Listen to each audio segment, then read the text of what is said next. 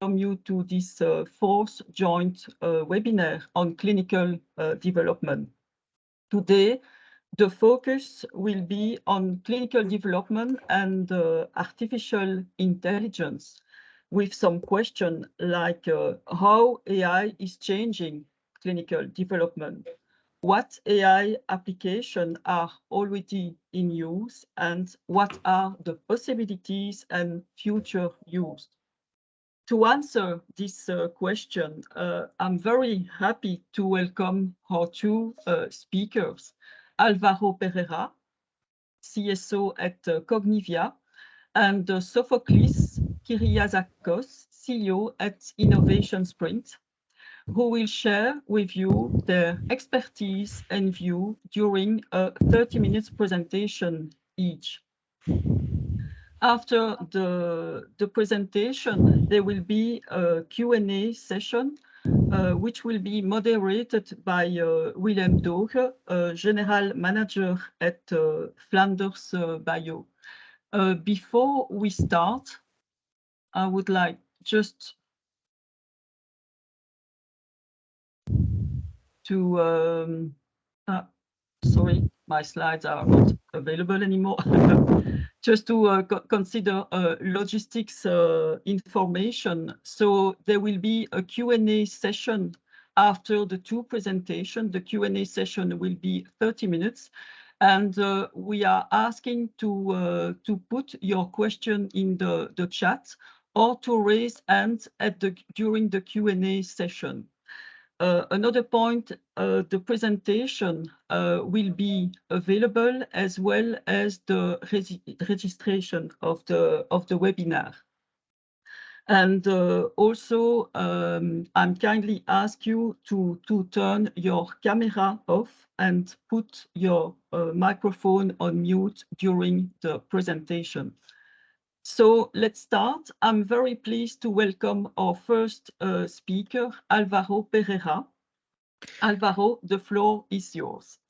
Thank you, Marianne. Thank you for this kind introduction. First of all, I try to share my presentation first and let me know if you can see it. Yes, we can see it. Okay, thanks. First of all, I would like to thank you.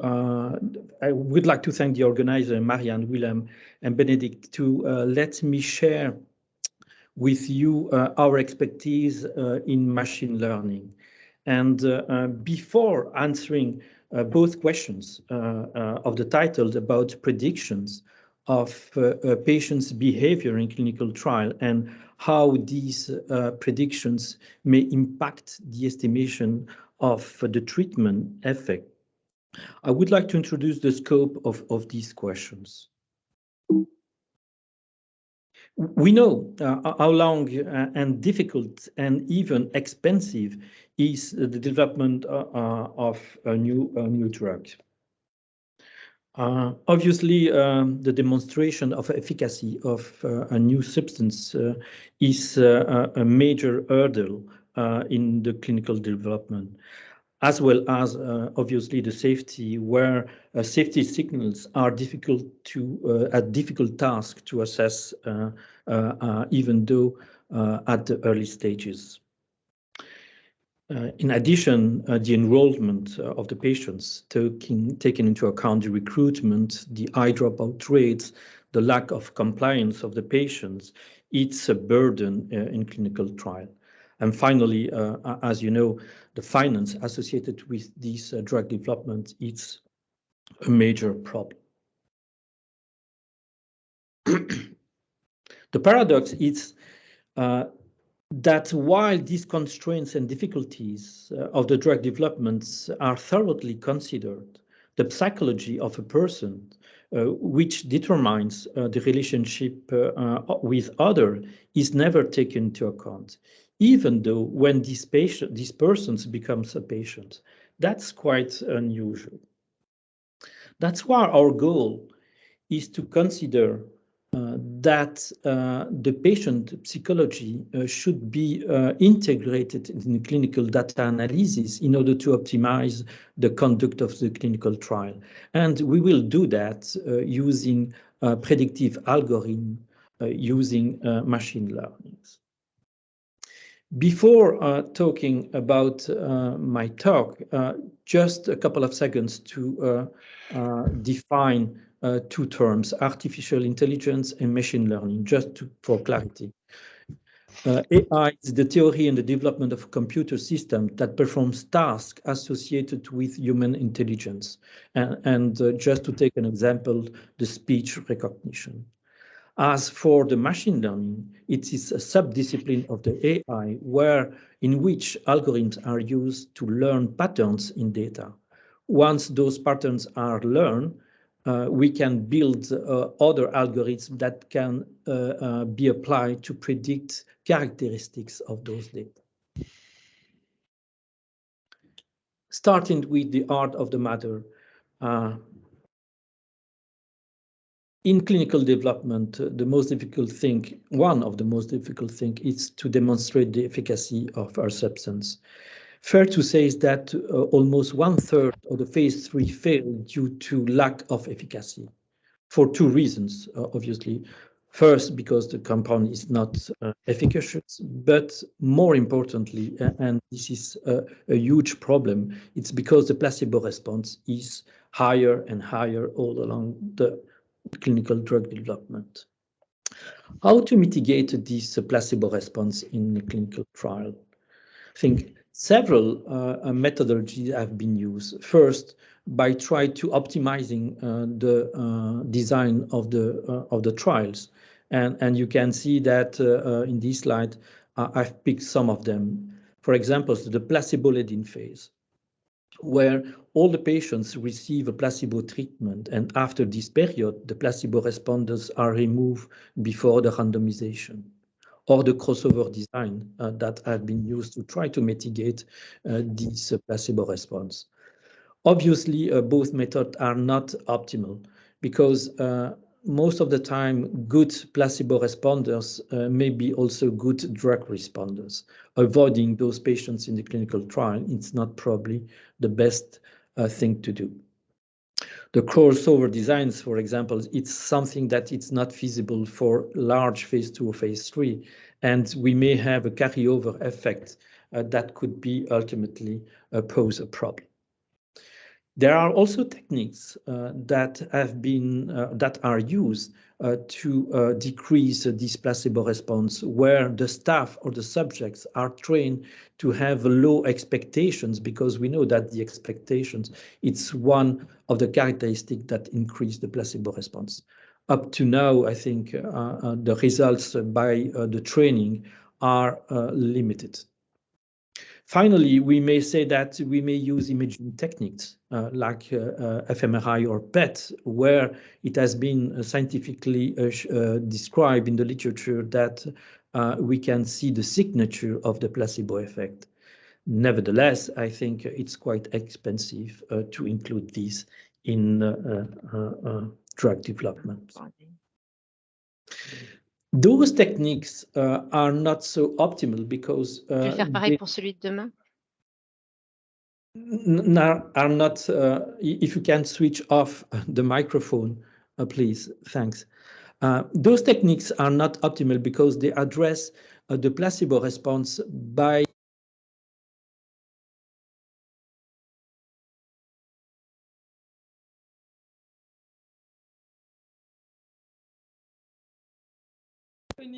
Excuse me, Alvaro, you are muted.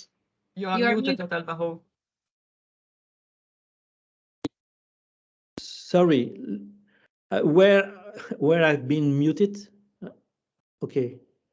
This slide. This slide, okay. Just to mention that, sorry about that. To improve the assay sensitivity by reducing the placebo response is something that is quite complex. by having a reduction of the magnitude of the placebo response, it's probably not the better way to increase the assay sensitivity, because in the slides, as you can see, by decreasing the magnitude, you are not able to demonstrate a statistical difference between both treatments. The other way of approaching the problem is to,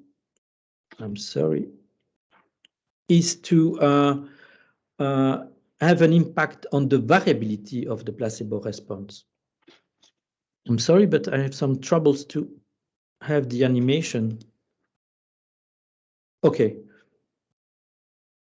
By decreasing the variability of the placebo response, you can see then you can improve the assay sensitivity, because you increase your statistical power of discriminate the both treatment group.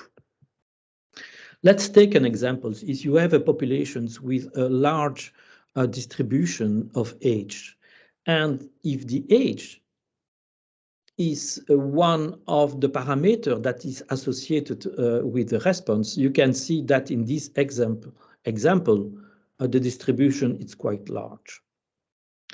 Then the idea that we had, it's okay, for the placebo response, it's like the age in much more complex. And by taking into account the age or the placebo response as a property associated to a patient and take into account in the statistical analysis, then you can decrease the distribution of the response and have a better assessment of your treatment effect. In fact, it's what we have done, which is quite simple in terms of ID, nevertheless quite complex to put in place.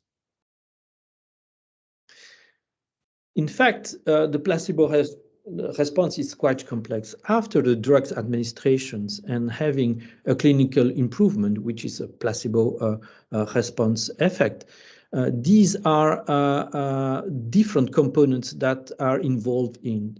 You may have a clinical improvement due to a study bias or regression to the mean, because if you take several measurements of clinical endpoints all along the time, you might be higher at certain time and lower at the other time, and you have confounding factor. But those extrinsic factors are much more related to the study design or to the patient training or stuff like that.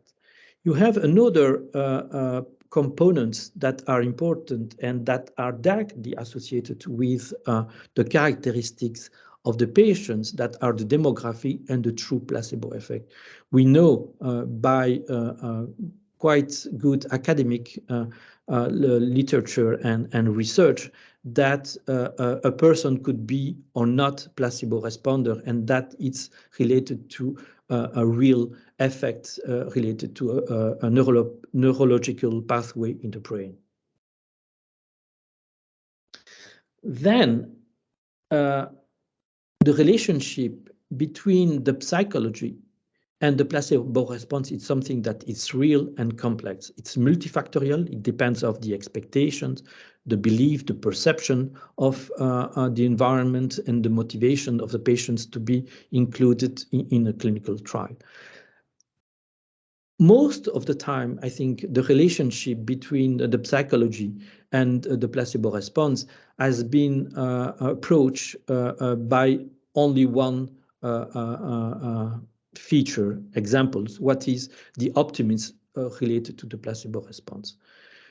The truth is that we have to take that as a multifactorial component, and that's why we need machine learning to determine which factors and which is the importance of each factors that are related and correlated with the placebo response, in order to determine the weights of each factor and build ultimately a predictive model that for a patient we can associate the propensity to be a placebo responder or not. Obviously, doing that in the clinical development is something that should be considered. In fact, clinical trials are complex and we cannot include too much complexity by, for example, having a PET scan for each patient to determine the placebo response. And obviously, once the trial is completed, we shouldn't avoid the analysis of that trial because it have an associated cost, which is important. And the technology that we should propose should be simple and efficient as much as possible. That's why I think we thought to have a tool that we name Placebell that is able to consider the personality of the psychology of a patient in order to use it use it with predictive models and see what might be the propensity to be a placebo responder in a clinical trial, and use that in the statistical analysis for improving the SS sensitivity. Just rapidly, what the tools do. You have the psychology of the patients. You have an algorithm that we have developed that predicts the placebo response of a patient, and we provide a score for each patient that could be considered later on. In fact, we start by building a questionnaire and forced to recognize that a lot of things have been done in the literature showing that psychological traits are associated with the placebo response. And something that is important, it's the expectation. The expectations, it's directly linked with this placebo response. And we develop a quite thorough questionnaires assessing the expectation.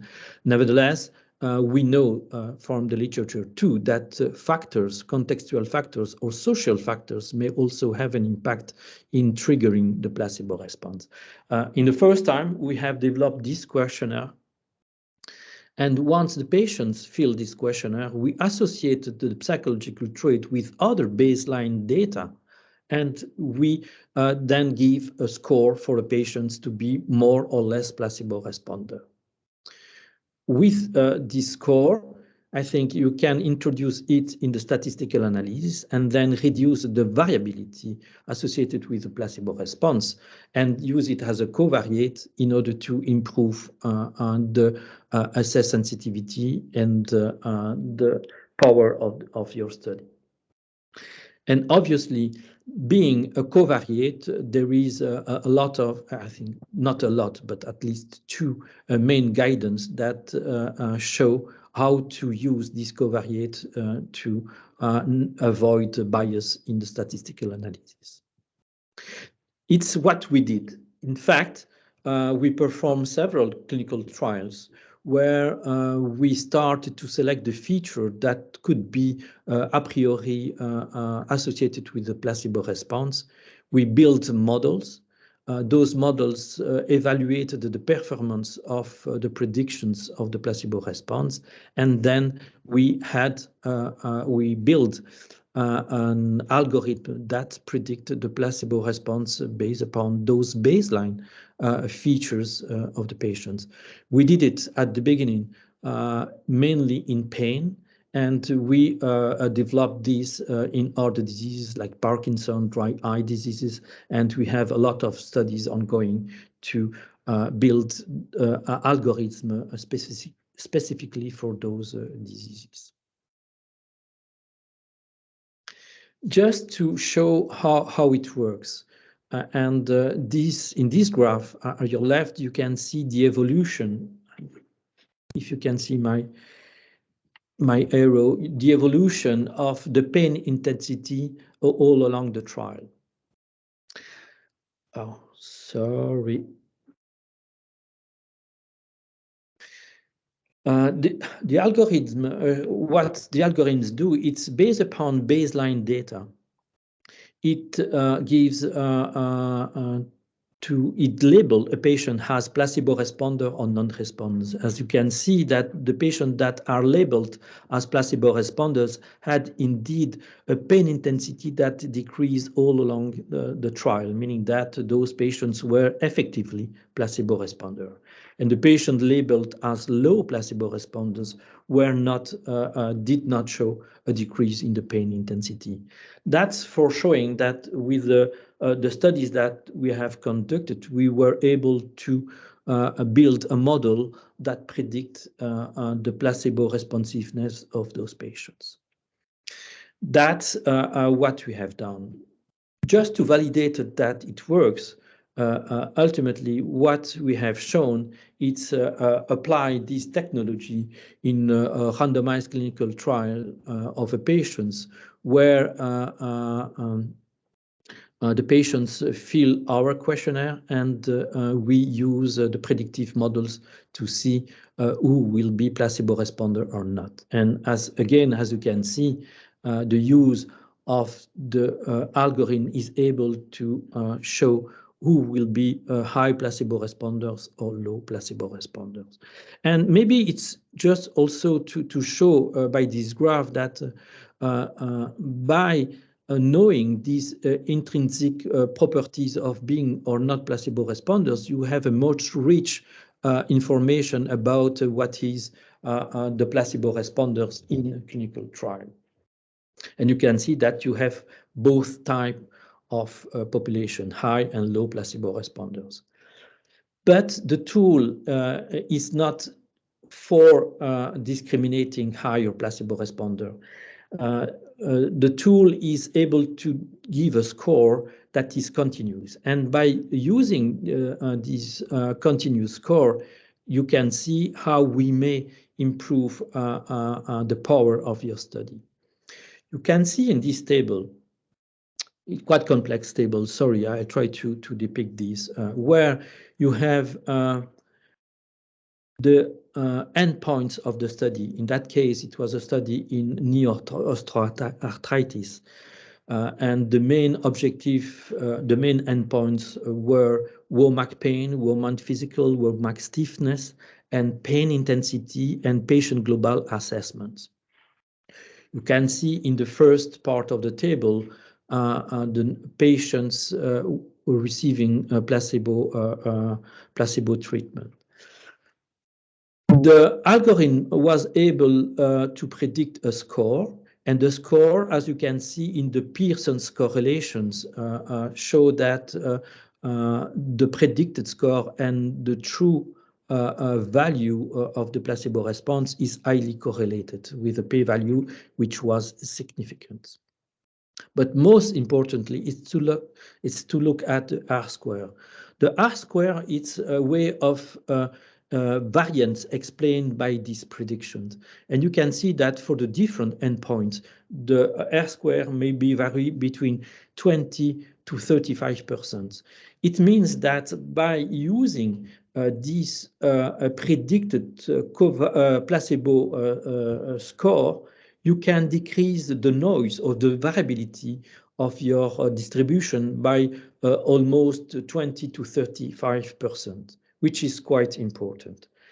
But again, it's not just only the explanation of the variance in the placebo group. You can see that in the right side of the column that you can also explain the variance associated with the placebo response for the active and for the other groups. The variance is less important because obviously you have some of the variability that is associated with the treatment group. And by doing and taking into account of the placebo response, in order to try to decrease the magnitude of the response, once you consider this as a property of a patient, then you can increase the asset sensitivity by almost 40%. Just the idea is instead of avoiding or reducing this response, take into account as a property and then associated it with the response, and then you have an increase of the asset sensitivity. Just other examples. I don't know where I am according to the time, but again, this is another example that we have used where the sponsors came to us to say, okay, we have a study that failed because the difference between the active and the treatment, the active and the placebo group were not significant, with a p-value almost significant. And just to simulating the same type of variance that we may observe, reducing these variance, we may then be able to see that the difference between the two treatments were significant. This slide just to show, I think, what we have done in several diseases like osteoarthritis or maybe radiculopathy diseases in pain.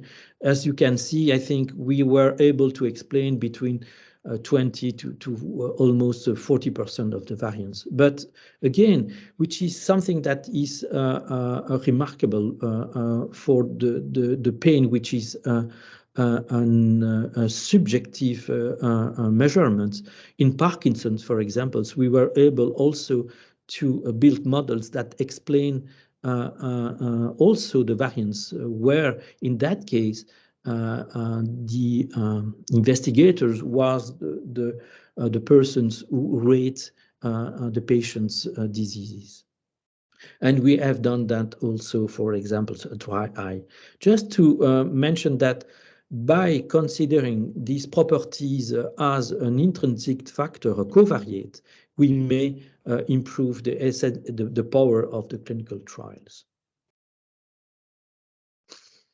Just to illustrate what does it mean explaining the variance. For example, if you have a study with a sample size of 100 patients and a study power of 80%, if you are able to decrease the variance by 30%, in other words, if you are able to explain 30% of the noise, you can have an equivalent of a study able on adding almost 40 patients more in the clinical trial. Or you can see that if the study was a study of 80% of power, by using these, you may have a study with 92% of the power, which is quite impressive. In the future, this tool might be used for decreasing the number of patients to include in the trial, because by reducing 30% of the variance, it's like having sufficient or keeping the power of 80%. You might have only 70 patients that show the same thing. In other words, I think the machine learning models that we have used predicting the placebo response in chronic pain is something that is efficient. And we were able at this stage to use it in several randomized clinical trials, for example, in knee osteoarthritis or pain radiculopathy. And up to now, I think those predictions were highly significant. And for the endpoints, we were always able to statistically show that the correlations between the predicted and the observed response were significant. And finally, and because we are in a very controlled environment, we are producing these covariates using all the regulatory standards. And maybe in a few words, we started with a Placebell, which is a tool dedicated to explain the placebo effect, and we are developing now the same type of tool using machine learnings for having a better understanding of the compliance, and also maybe some of the difficulties once you conducted clinical trials in several sites to being able to improve the quality of your study trials. Finally, I think It's always challenging to use, I think, new techniques, but those techniques remains, I think, an important tool to improve the drug development. Importantly, something that has been neglected so far, which is the psychology of the patient, is something that is important to take into account, and that increase and boost the pharmaceutical industry has in the past the pharmacokinetics boost the drug developments at a certain time. We hope that in the future the psychonomic area will also have a significant impact in the drug development. Machine learning, I think definitely it's a tool that for the placebo is something that is able to predict the behavior of these patients once entered in a clinical trial, and ultimately reduce the risk, the cost, and the timelines of drug development. I think fair to say that today's developing drug developments in pain requires to produce several phase 3 trials to have a market authorizations. By reducing the failing trials, it's something that improves enormously the drug development. And that's it. I finished. If you have questions, please do not hesitate after that to ask me, and I will be happy to answer. Thank you very much, Alvaro, for this very interesting presentation, and just in time. So thank you. Now I'm very pleased to give the floor to Sofoklis Kyriazakos from Innovation Sprint. Sorry, Marianne, if I may, because Yeah. some people joined us when Alvaro was speaking, so they missed probably what you said in the beginning, namely that we will reserve the questions for after the 2 presentations, because there are some questions in the chat, and I just wanted to point it out that we will tackle these questions, but after the presentation of Sofoklis. Yeah, you're right. Thank you very much, Willem. Thank you, Marianne. So I will continue with my presentation. Good morning, everyone. First of all, I would like to thank all of you who invited me to give this presentation, and of course, all of you attending this this webinar. Let me share my screen and make sure that you can all see it.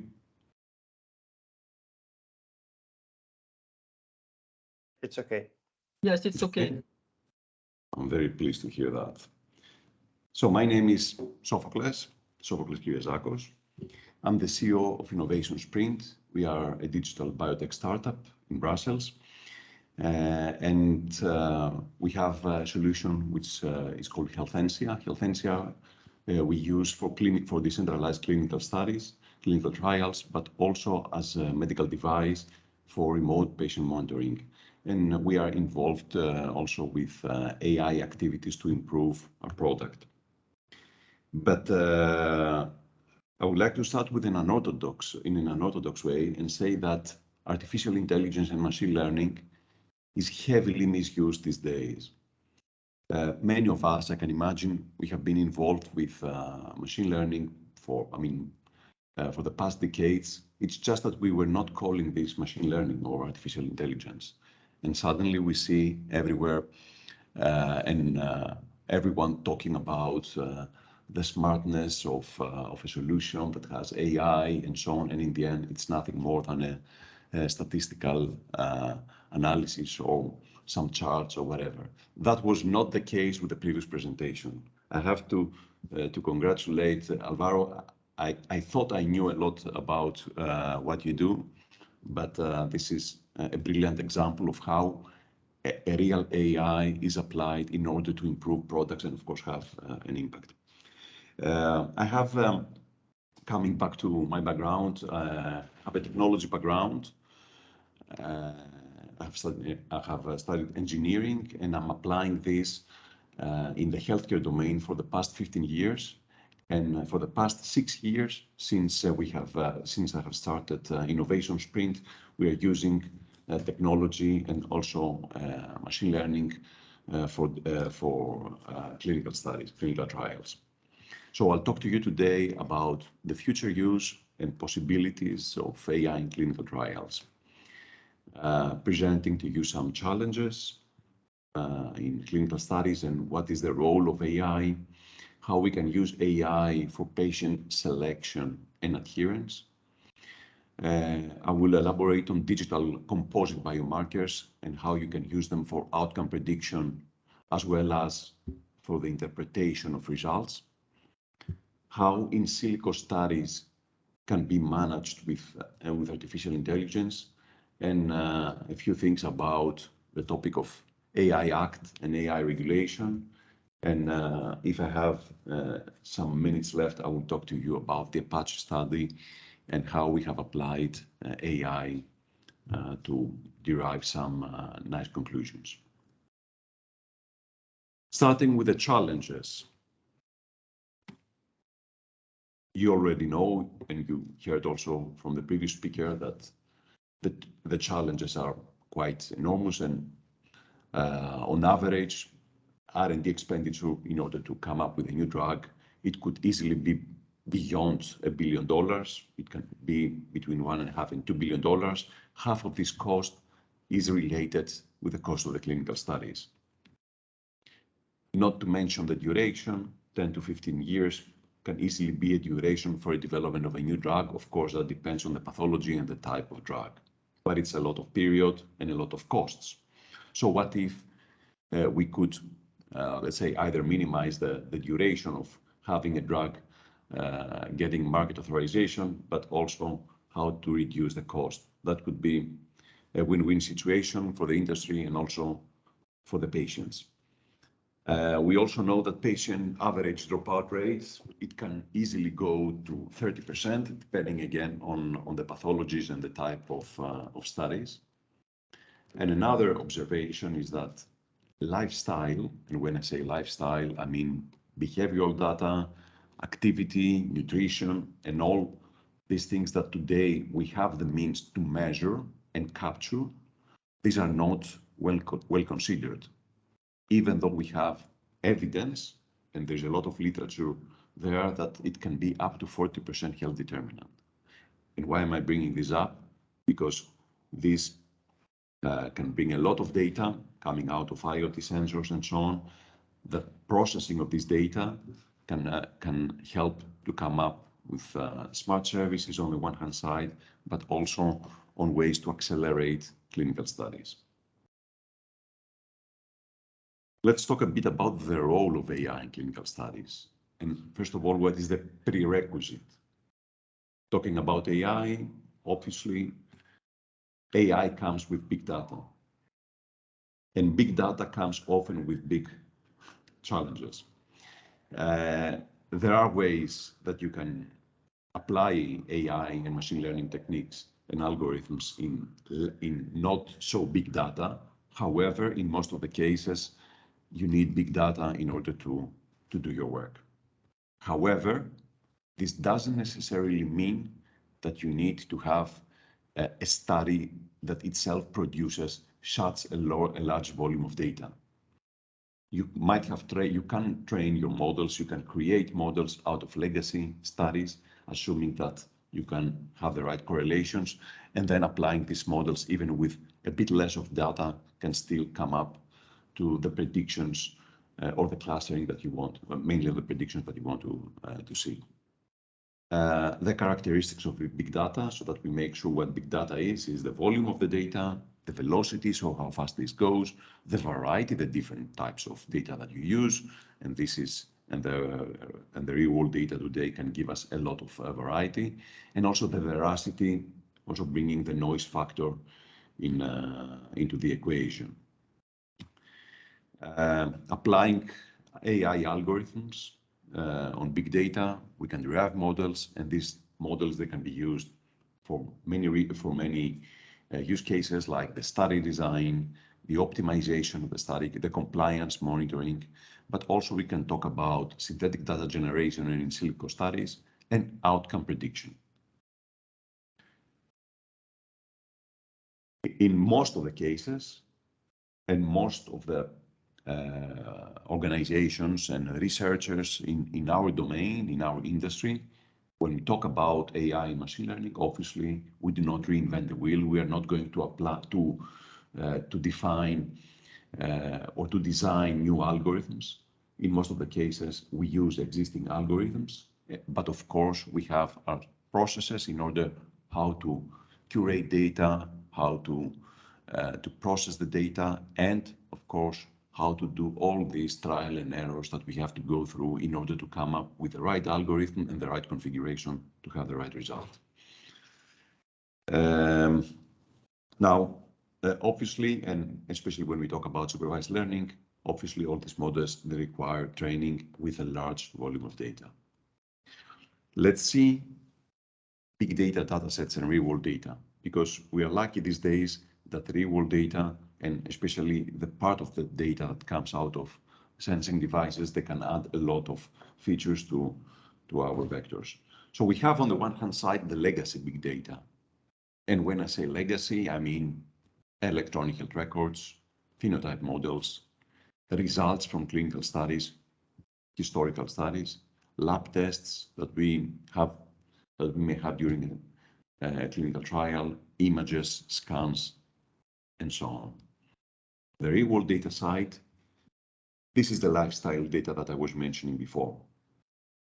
Grouping this into the physiological data, and this is physical activity. It could be steps, it could be kilometers, floors, sleep, vital signs of various dimensions, nutrition, water consumption, as well as symptoms that patients can report. Then we have the psychological, which could be the emotional states, and sociological information that you can also retrieve from the phone and social media. Now I can imagine that you are wondering, how can this be compliant and how can this be accepted for my ethical dossier? Of course, you're going to have lots of challenges there, but this is, let's say, the bigger picture and what is the maximum that you can data that you can obtain. Of course, you can also use environmental data, considering the location of the patient, and omics is another big category. So let's see how we can use AI for patient selection and adherence, or actually what is the framework behind that. Talking about patient selection, and let's see what's happening on the other side of the Atlantic. So the FDA, who actually strongly recommends the use of AI to enhance the patient cohort selection, that could be done through reducing of the population heterogeneity, through prognostic enrichment, which is to choose patients that they are more likely to have measurable clinical endpoints, predictive enrichment, where you pick up the population that is more capable to respond to a certain treatment. Now, there is a lot of literature. I have one paper here, journal from Harrer, that talks about the assessment of suitability and techniques to achieve that, whether the biomarkers are sufficiently strong represented in that patient profile. With regards to the adherence part, we said that also in the beginning, dropout rates, it can easily go to 30% depending on the pathology. And it is to a big extent linked with a lack of adherence to the trial protocols. And this is quite, and we have the means to improve that. We also know that a small, linear increase of the non-adherence rate will result in an exponential increase in the additional patients that you need to recruit in order to maintain the statistical power. So the impact can be quite severe in this case. So what can we do? Processing real-world data that we obtain in a clinical study, which includes also streams from IoT devices and wearables, as well as using legacy big data, and processing them with AI can help the investigators improve the patient adherence, mainly by using technologies like I mean, imagine the EPRO case, that patients, they have an EPRO device. Patients, they can follow their diary. They can receive medication reminders and treatment reminders.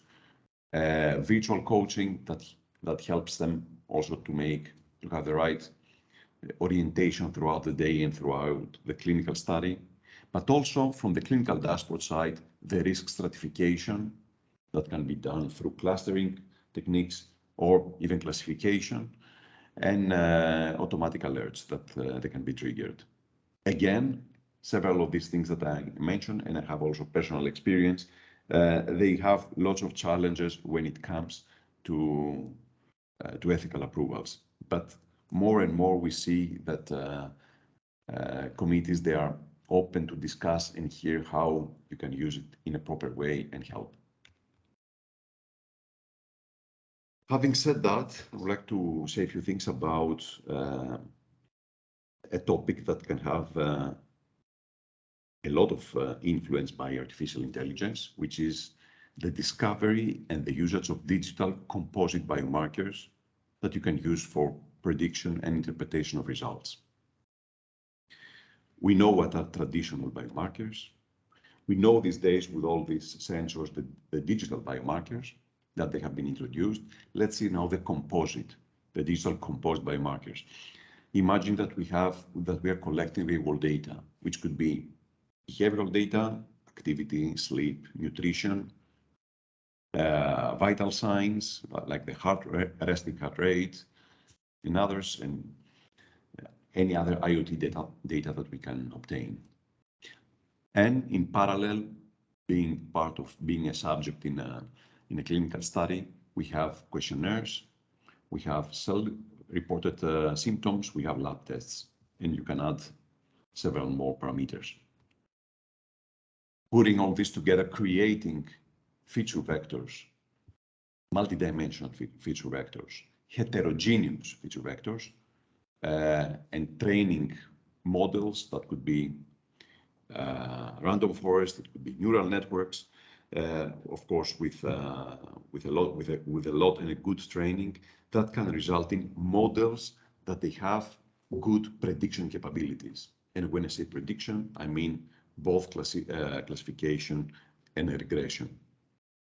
And being able to create such models using the input features, and I'll show you in the next slides what would be the input features against against outcomes, which could be the score of specific questionnaires or some other metrics that we use, and they're linked with the primary objectives that can help us to have a model that allows us to do this prediction. And at the second stage, we are able to identify those dimensions out of this feature vector that can be done through a sub-analysis and see which of them have the most significant impact. So, for example, we have cases where we obtain a lot of data and we do realize with a lot of surprise that physical activity or sleep, they have a quite significant impact on the outcome, while other parameters, other features that we thought they could have an impact, they don't. What about the clustering? The clustering can happen with or without the digital composite biomarkers, practically using all input data that we have, like those mentioned before from the real world data, and possibly the digital composite biomarker. Without, of course, any training, we talk here about unsupervised learning, we can come up with a clustering, which can also be seen as a digital phenotyping, of course, with a footnote, because the phenotype process has a certain way to go through, let's say, the validation and so on. But why is this important? Because we create clusters, and that can happen also in clinical study as the study runs, clusters of patients that they have something in common, and then working with clinicians, we are able also to identify what are the characteristics of these patients that can help us to explore patient trajectories, but also to be able to apply some rules to these clusters, which could be from simple notifications or any other communication that would be needed in order to increase the adherence and reduce the dropouts. But especially the clustering helps us a lot, as well as the composite biomarker mentioned before, to generate synthetic data, and I'll come back to that later, to come up with predictions, but also to drive smart virtual coaching. Virtual coaching, I mean, I take it for granted that we talk about EPRO studies with patients having EPRO device smartphones, and then apart from the typical answering of questionnaires, they have a companion that they can communicate and interact. So in short, EPRO for capturing real-world data, processing and creating, first of all, digital composite biomarkers, using this to in the form of explainable AI, but also for clustering or an early type of digital phenotyping to come up with services, whether we talk about risk stratification that can come out of the clustering process, or of the prediction process of the composite biomarkers, or feeding the virtual coaching with the context in order to have the right interactions, but also generating data for the in silico trials. In short, we sit together with clinicians to, let's say, to see what are the clinical objectives of the study, or we go and we read the protocol for that. We identify together what are the real-world data that are most likely required in order to come up with these outcomes, and then we go through the process of discovery of the digital composite biomarker through a supervised machine learning and all the fine-tune that needs to be done, and then we have the study running. And once the study runs, you're able to come up with predictions. Now, what you will do with this prediction, that's another story, and that has a lot of dependencies also with the ethical committees and how well you can write your protocol. That being said, I'm switching to another section that is linked with AI, and this is in silico studies. So what are in silico studies or trials? You know that already. We talk about simulators. It's an environment where clinicians, they can start configuring various parameters and see how this is applied in different interventions and validate their efficacy, and that you can do, of course, before designing a clinical study that can help you to have a better study design. But you can also generate synthetic data, and nowadays we hear more and more the trend in the FDA in the US already some years, how you can generate data for a control group arm of the study. There are many advantages, and certainly this is a very hot topic that can also accelerate the studies and reduce the costs. It advocates the use of the in silico studies because on the one hand side, simulation plays a critical role, but also it can help you to have lots of benefits. So predict clinical outcomes, inform clinical trial designs, support the evidence of effectiveness, identify the most relevant patients to study, but also safety-related aspects. These are three modes that I have isolated that can be used. The first one, it's the one that is, let's say, the most beneficial to have, assuming that you have mature and good models, then you are able to generate synthetic data based on configuration. So you have models for specific pathology and specific demographics, and then you go and you generate X number of patients with, of course, different age groups and other parameters that can influence, of course, the result.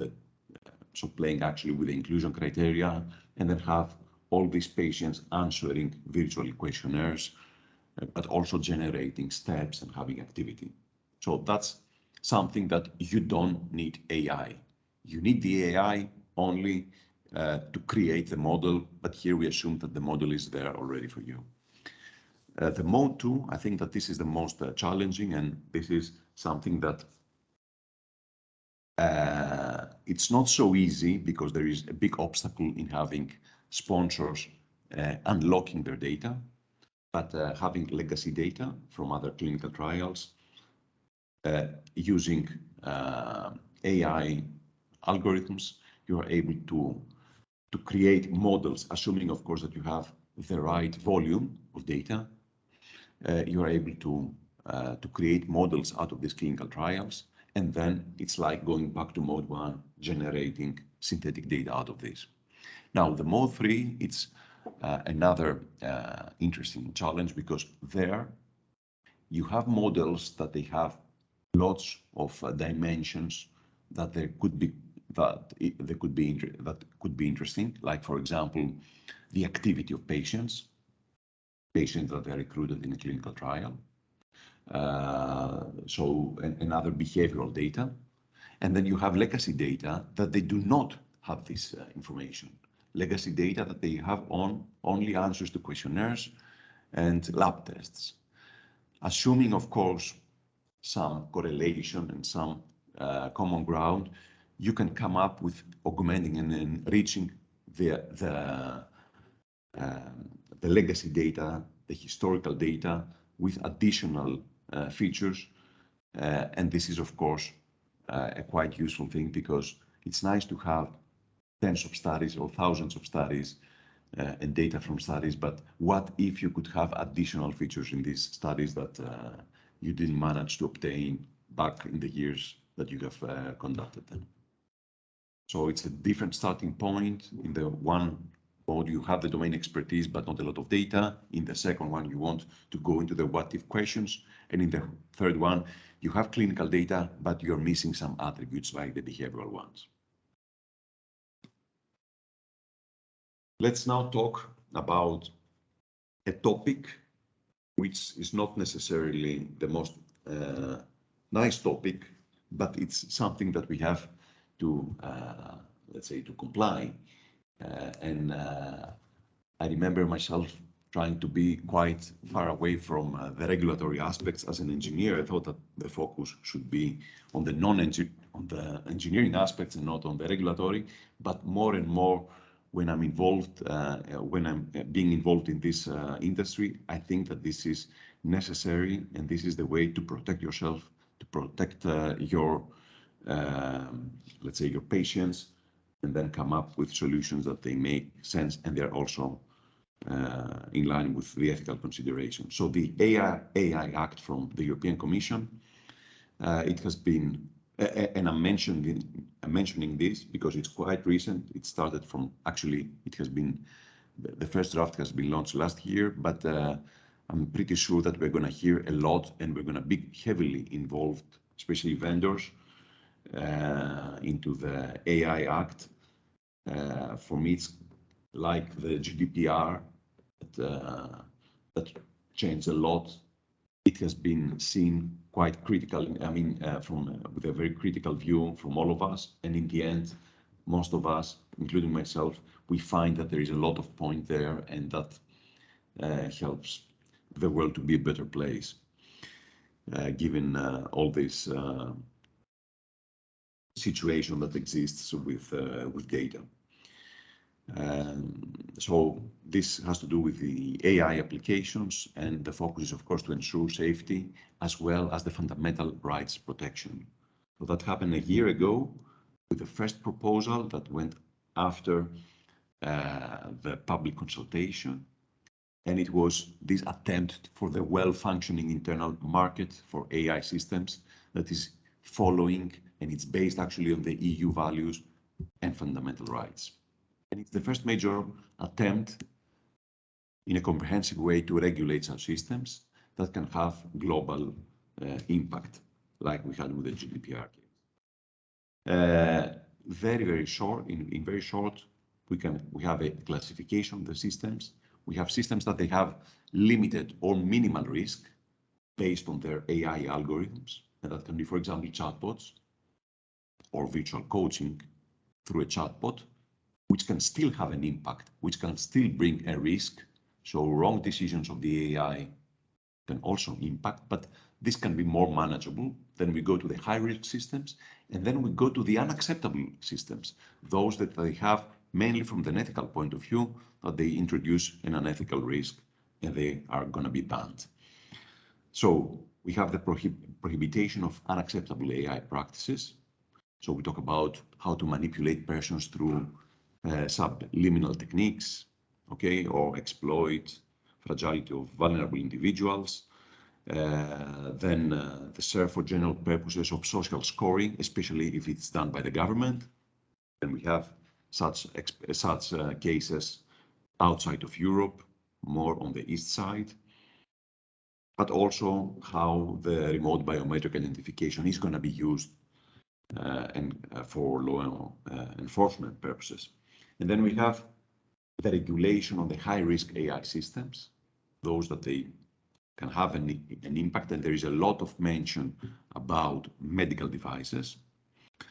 And this is, of course, a very big, many of the solutions that we are dealing in our domain, in our industry, they're going to fall into this category. So we have a lot of work to do in order to ensure that we have the right measures to mitigate the risks and keep them minimal. Very shortly, I will say a few things about the Apache study. That was our first study 2 years ago that got an ethical approval that had a lot of AI, let's say, processing. Anyhow, in a nutshell, we were dealing with cervical cancer. We were collecting real-world data, so physiological status of the patients, and that was measured using activity trackers, so physical activity trackers, vitals monitoring, so resting heart rate, sleep, and that was done using Fitbit devices. But at the same time, of course, we have been sending questionnaires for quality of life, but also for low toxicity events, and so on. So the machine learning goal of the Apache study was to be able to predict the next quality of life assessments. So with other words, to be able to predict what each and one of the patients will answer at the end, after a few months, what they're going to be answering in the questionnaires. So this is the input, or actually it's a bit summarized as the input. So we have the physiological measurements, which could be any of those that you can find here, and then psychological information out of the MAC protocol, IADL for the independence, nutrition, lifestyle, and other clinical data.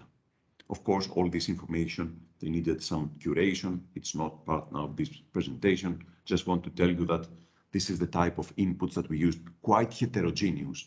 Data out of IoT devices and scores of questionnaires, as well as specific answers from questionnaires. And that we did not, let's say, just guessed. We were working together with clinicians and we came up with the right combination. And what was the outcome? The outcome was 2 questionnaires, the EORTC QLQ, and then the NCI for toxicities. Of course, these have other parameters, but anyhow, they have scores. And we did 2 exercises. The first exercise was to come up with digital composite biomarker that was consisting of these inputs here, and then it was trained against these 2 questionnaires, actually these 2 scores from the questionnaires. We created models based on random forests, and then after we have obtained a good, let's say, volume of data and we did training, we were able to come up with predictions that they also appear to be quite good in the end. Actually, the predictions was with a 3-state outcome, so getting better, worse, or keeping the same score. Running a SHAP analysis, actually what we did was to identify out of all these parameters that I mentioned before, which of them they have the highest impact on the outcome. So talking about the quality of life here, we could see how much the steps and the resting heart rate and the sleep. So this type of parameters were impacting the quality of life, while for the toxicities, we had also other parameters that were improving. And that helps you because also from a software perspective, you can come up with lighter vectors that can help you to do the processing faster, but it helps in any case the clinicians to be able to interpret the results. But also clustering that helped us with the hierarchical trees to be able to come up with clusters. We talk here about unsupervised training, and the clusters of the patients we were able for each and one of the clusters. So here, that was a certain moment from the study that was relatively the beginning, but the more data we had, the more we could see that these are the clusters. I think that it has not moved a lot. Here you see cluster 0, 1, 2, 3, 4, 5. So we talk about 6 clusters. And for each and one of the clusters, we had the different data, the different values that can be generated. And using Gaussian mixture model, we were able to come up also with a distribution that can be used then from in silico studies in order to come up with such predictions. Having said that, I'd like to sum up to close my presentation, and I'll be glad to answer your questions in the next session. Thank you. Thank you very much, Sofoklis. Marianne, I don't know if you want to wrap up from your side before I start the questions. No, I think it's better to start with the Q&A session right now, because there are several in the chat, and I think it is important to cover them. So I'll give you the floor, William. Okay. Thank you very much, Marianne. Thank you very much from my side for the two speakers for the excellent presentations. If I may, I will start with a question for Alvaro. I identified at least two or three questions for Alvaro. I'll start with the question by Ronald van der Geest. He had two questions. The first one was, to what extent are your techniques, the techniques that you have described, applicable in early small sample size trials, phase 2A, where power is less important and one tends to put more weight on biomarkers and trends, for instance? That would be the first part of his question. I think that we can use those techniques, obviously, in phase 2A studies, where obviously the placebo response has an effect. Definitely, by using a covariate in the analysis, definitely you are not inflating your type 1 error, but decreasing your false negative. This is, I think, the most important characteristic of using those covariates. As for biomarker, if your biomarker is influenced by the placebo response, obviously, then you have an added value. Otherwise, I think it's maybe less important. But again, we have seen with this strange effect of the placebo that even though the placebo effect is able to change the level of certain biomarker. The way the question is the placebo response able to change or to modify your biomarker, then we may apply these techniques. Fair to say is that for the experience that we have acquired up to now, it's that we have always, by using this technique, obviously of machine learning, which is in other words, try to keep the experience of previous trial, and we have always explained more variance or more noise than just only take into account the baseline values of the endpoints. Then I think, and we say that it's a kind of insurance to use these type of techniques, because if your drugs works, then you don't need it. But if you fail at certain times, you might then have a further explanation to say, okay, it fails because the drugs doesn't work, or maybe because by correcting by the placebo response, you can see that your drug is working. you can use it very early on. The only difference is that, as maybe I'm not sufficiently mentioned, but the algorithm should be at least built in certain diseases. And it depends, obviously, how the different endpoints will interact within each other, and how the psychology of the patient in a certain disease may have an impact. If we have already those models built in the diseases, you can use it upfront with the phase 2A. If we don't have those full models available and validated, what we can do, because doing a search exercise in different diseases, we have learned that some of the characteristics of the placebo response, the most important one of the most important is the expectations. We know that the expectations drives a lot the level of the magnitude of the placebo response. Then we may have instead of having one covariate, having 3 or 4 covariates that may be used a priori in the statistical analysis. I don't know if I've answered to the question, or if additional. I'll leave it up to Ronald to react if he has some additional questions. If not, just gonna have a look. I don't see any reaction, so I suppose that your answer is okay. Maybe another question to you, Alvaro, which I think is related a bit to what you were saying about the biomarkers, is the question by Sébastien Letrens, who is interested by the question on studies where biomarkers are the main endpoints for efficacy. How your, as I interpret it, how your tools could be used there. As mentioned, if the biomarker is affected by the placebo response, then we may have an added value. If not, I think if we cannot able to explain variance, I think it's useless. Nevertheless, I think we have to say that it's like an insurance, and if the techniques works, and if we can run a pilot study to see how to build these models with such specific biomarker, then it may be added value.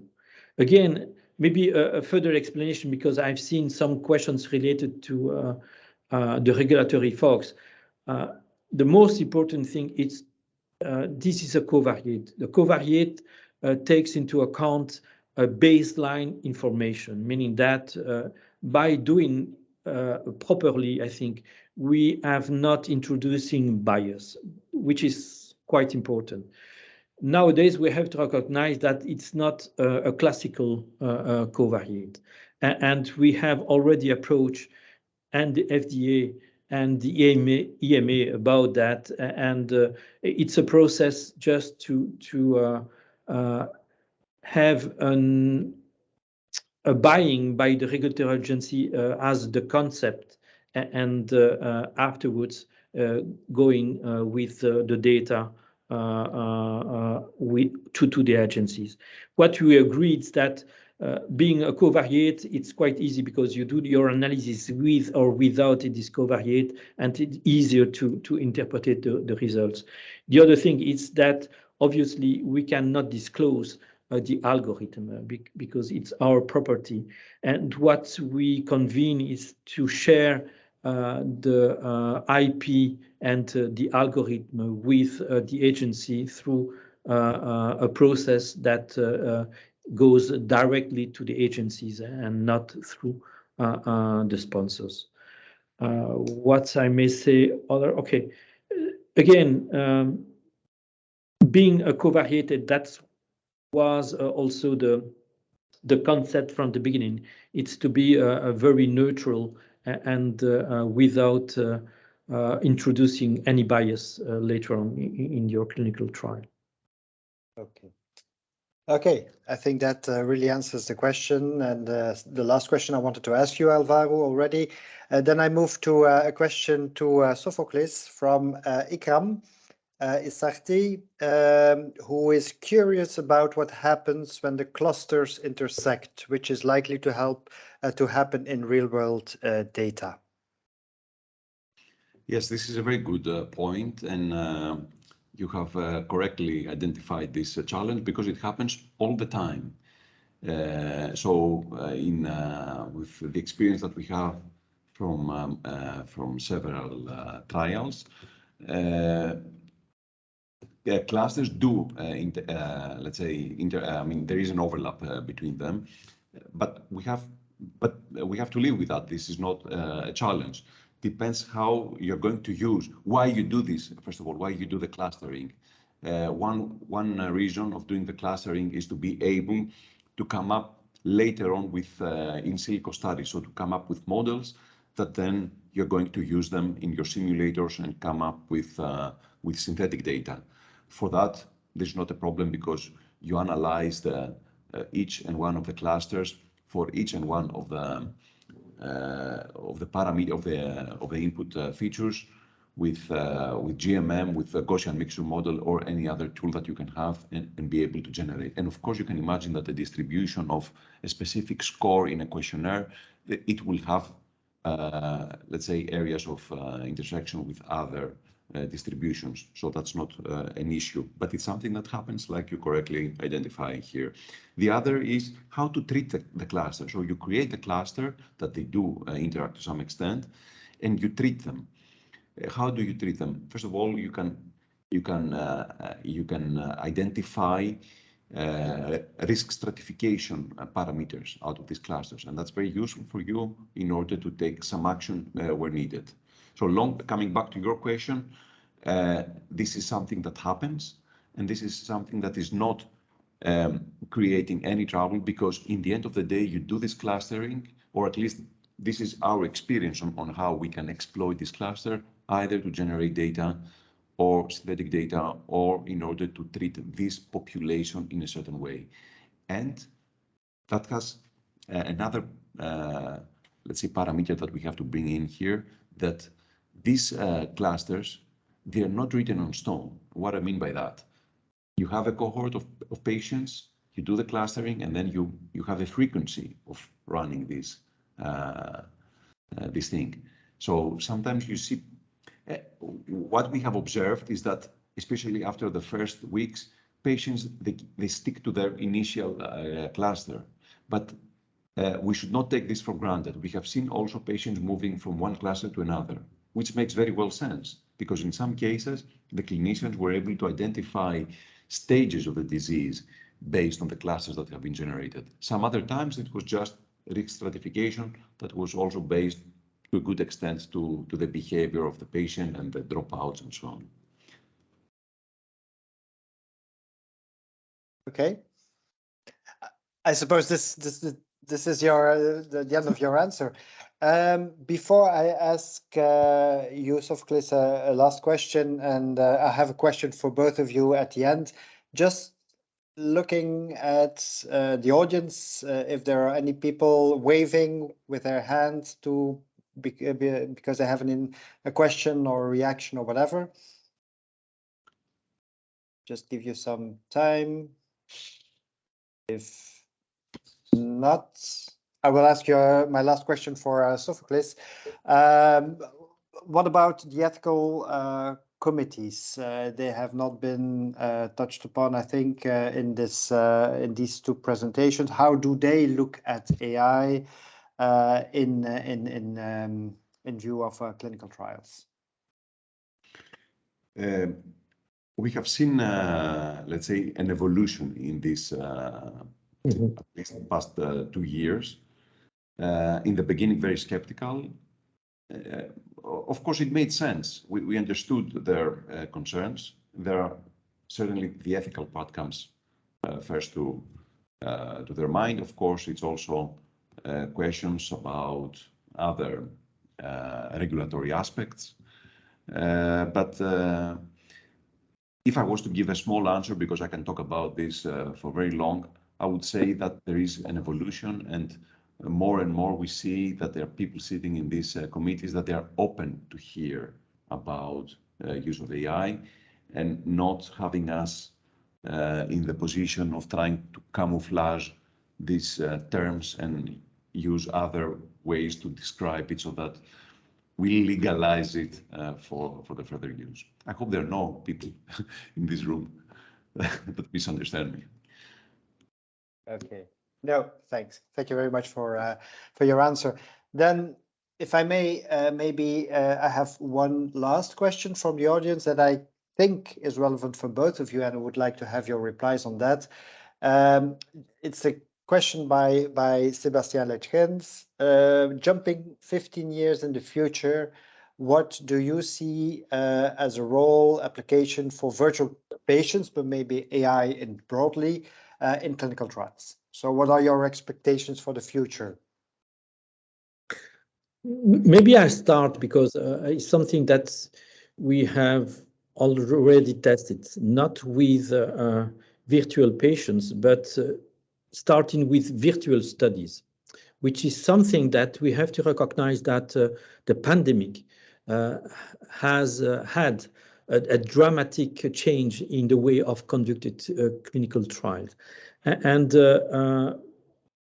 what we have observed, because I think we participated in, at least for the placebo response, in analysis for studies that was virtual, is the fact that the data were quite similar in terms of the magnitude of the placebo response comparing the virtual trial and the classical one. Something that is a big question, at least once we think about the placebo response, it's and there is, I think, people who claim that we might replace the placebo patients by virtual placebo patients. We are not yet there, and at least for the clinical trials where we have to compare the active treatments versus a placebo or a reference compound, we have to recognize that we still need to have real patients to have a sense of what may happen, because we need at least those patients to have a good assessment of the treatment effect. Okay. I couldn't agree more. I couldn't agree more, even though there is a lot of discussion, especially in the US, about in silico studies and using only synthetic data for the control arm. We are not there yet, and maybe we will never get there, because indeed you need patients in order to validate also your models. So what I can imagine is that the AI processing of data and models, mature models, they can be used in order to minimize, to reduce the number of patients. But real patients would be needed, whether placebo or not. Okay. Thank you very much. I think we came to the end of this webinar. From my side, I would like to thank, first of all, the speakers for sharing their knowledge with us, their insights with us. I would like to thank the audience for the questions, really interesting questions.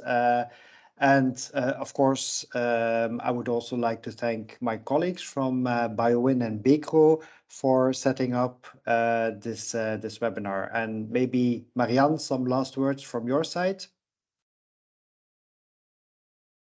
You're on mute. You're on mute. Marianne, you're on mute. Thank you, William. I just had a problem with my connection. I had to reconnect. So yes, thank you very much for your presentation. I think that in 1 hour and a half you cover, I mean, the application, and also I mean, you also give your view and perspective. Just to remember to the audience, the presentation and the registration will be available. So Marine Di Vincenzo will send that to you. Also, we are kindly ask you to fill the survey, and if you would like some topics to be covered by our next webinar, please feel free to mention to it. It is important for us to build the future program. So thank you very much. Thanks. Bye. Bye-bye. Bye.